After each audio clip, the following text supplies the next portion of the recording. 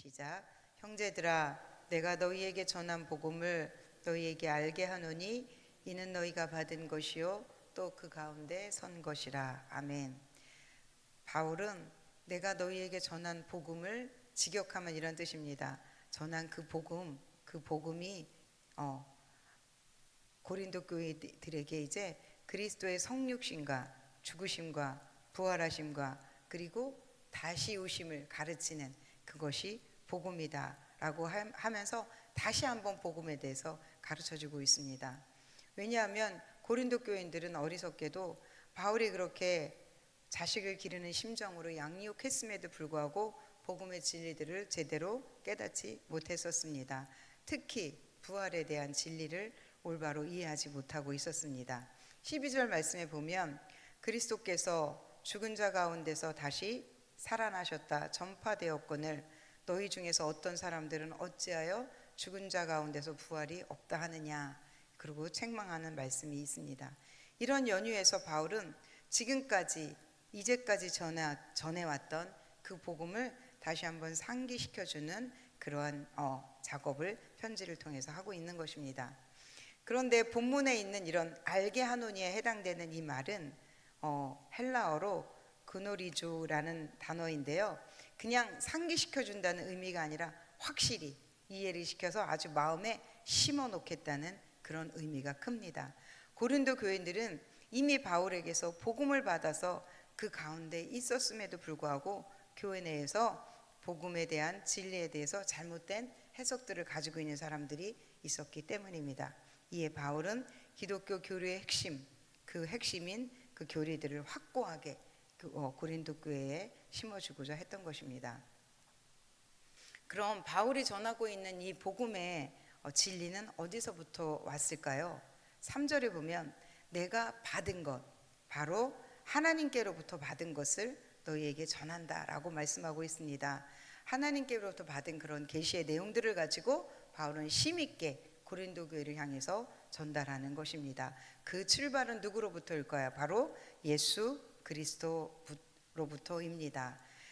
그는 예수님에 대해서 설명을 하는 겁니다. 다시 한번 성경대로 죽으셨고 사흘 만에 다시 살아나사 먼저 베드로에게 보이시고 그리고 500의 형제에게 일시에 보이셨고 야고보에게도 보이고 사도에게, 그리고 맨 마지막에 완성되지 못한 나, 자기 자신을 그렇게 설명하죠.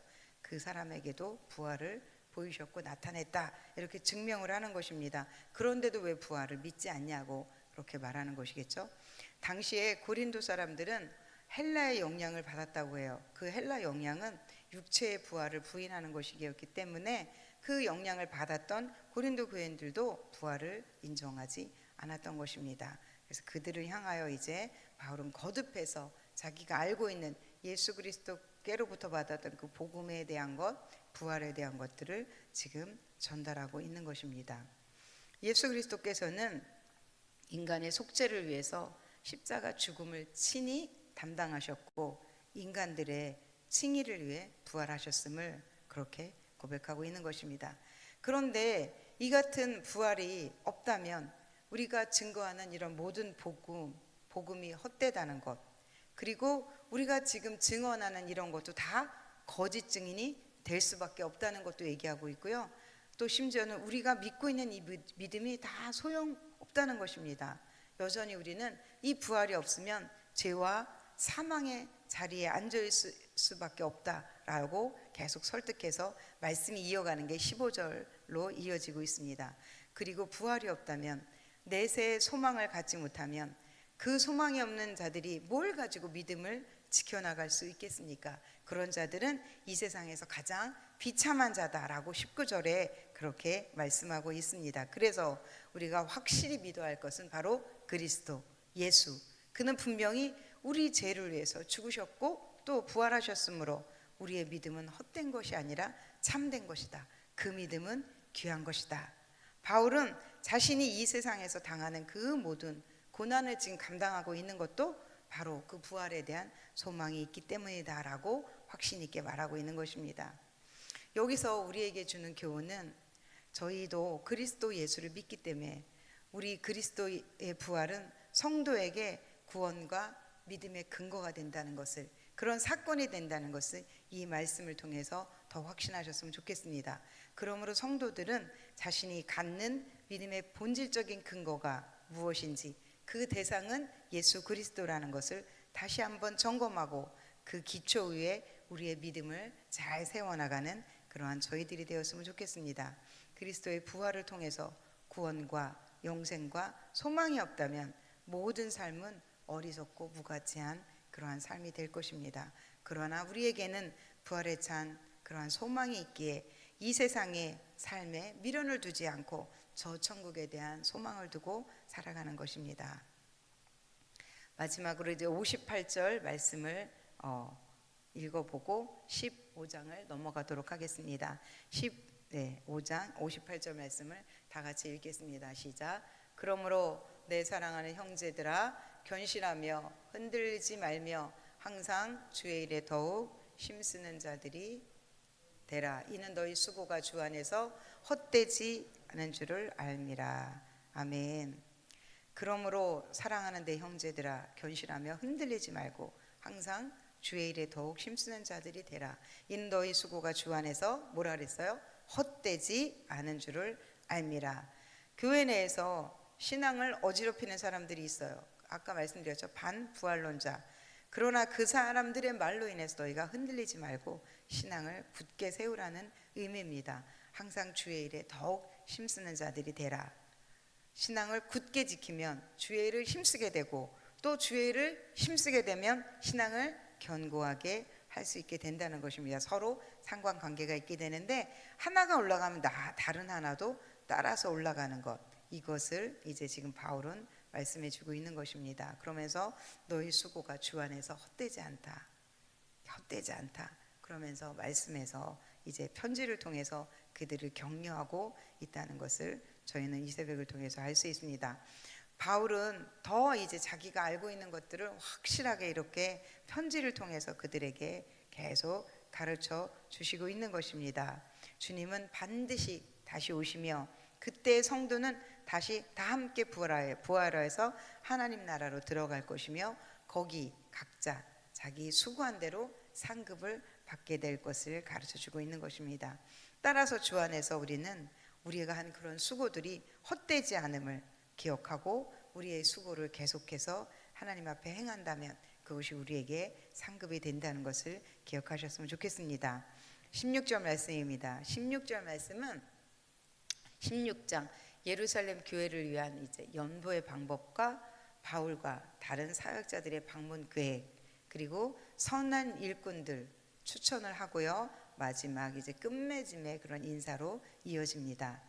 바울은 당시 기근과 핍박으로 어려움을 당하고 있는 예루살렘 교회를 돕기를 원했어요.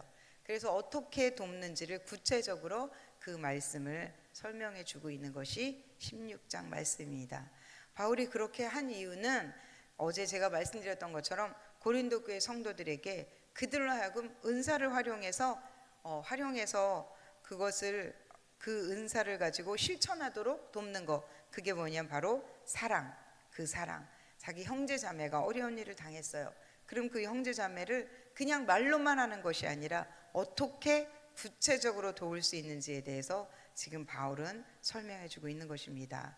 그렇게 예수 그리스도의 넘치는 사랑과 풍성한 은혜를 누린 성도들이라면 마땅히 자신이 갖고 있는 재능, 시간, 물질을 통해서 어려운 이웃을 도와야 하는 것임을 알려주고 있는 것입니다. 이렇게 이웃이 필요로 하고 있는 그 도움을 구체적으로 실천하는 방법에 대해서도 말씀을 통해서 가르쳐주고 있는 것입니다. 그리고 이제 계속해서 자신이 고린도 교회를 왜 방문을 하고자 했는지에 대해서도 설명을 하고 있습니다. 바울은 지금 머물고 있는 곳이 에베소예요. 거기서 머물고 있는데 오순절까지 있다가 그 후에 마게도냐를 거쳐서 고린도에 가고 싶어 했어요. 그러나 결국 그 계획은 이루어지지 않았습니다. 그럼에도 불구하고 그런 계획, 근데 이제 그 주석을 보니까 그런 주석이 달려 있더라고요. 만약에 간다 그래 놓고 또 안 가면 고린도 교인들이 또 바울에 대해서 여러 가지로 이제 그런 비난의 얘기들을 할 거라는 걸 바울이 알고 있기에 그 계획이 왜 틀어졌는지에 대해서도 잘 설명을 해줬다라는 그런 주석이 달려 있더라고요. 네, 이렇게 이제 그 바울은 자신이 어떻게 하나님 앞에 움직이는지, 또한 자신의 계획들이 어떻게 움직여서 그것이 하나님 앞에 선하게 쓰임 받는지를 편지를 통해서 기록하고 있었던 것들을 저희는 알 수가 있습니다.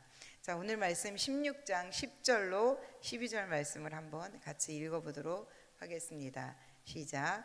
디모데가 이르거든 너희는 조심하여 그로 두려움 없이 너희 가운데 있게 하라. 이는 그도 나와 같이 주의 일을 힘쓰는 자임이라. 그러므로 누구든지 그를 멸시하지 말고 평안히 보내어 내게로 오게 하라. 나는 그가 형제들과 함께 오기를 기다리노라. 형제 아볼로에 대해서는 그에게 형제들과 함께 너희에게 가라고 내가 많이 권하였으되 지금은 갈 뜻이 전혀 없으나 기회가 있으면 가리라. 아멘. 여기는 디모데와 아볼로에 대해서 당부를 하고 있는데요. 네, 디모데는 이제 어떠한 자기의 제자였잖아요. 그래서 디모데가 가기 전에 편지를 통해서 먼저 당도한 그 편지를 통해서 이 디모데를 잘 세워달라고 그렇게 부탁을 하고 있는 것입니다. 또한 아볼로도 그 분쟁이 있었을 때 이 아볼로에가 그 분쟁을 피해서 에베소에 머물고 있다가 다시 이제 그 고린도 교회를 향해서 가야 된다는 거에 대해서 지금 적고 있는 것입니다. 이런 모든 글을 끝으로 이제 마지막에 바울은 13절에 같이 말씀 볼까요?